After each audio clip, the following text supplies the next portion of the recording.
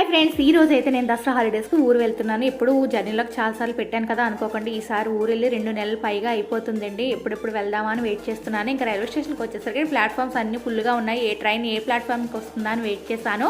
ఇంకా మేము 8వ నెంబర్ ప్లాట్ఫామ్ మీదకి వెళ్ళేసరికి ప్రశాంతి ఎక్స్ప్రెస్ అయితే ఫుల్గా ఉంది. చూసారు కదా, మూవ్ అవుతున్న జనాలు అయితే ఏలబడితే ఎక్కుతున్నారు. ఇంకా మా ట్రైన్ ఎలా ఉంటుందా అని చూసాను.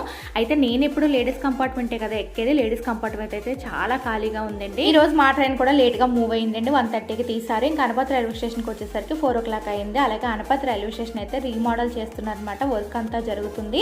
ఇంకా నేను అనపతి రైల్వే స్టేషన్కి వచ్చేసరికి మా అబ్బాయి అయితే నా కోసం ఊరు తీసుకెళ్ళడానికి బండి వేసుకు రెడీగా వచ్చాడండి.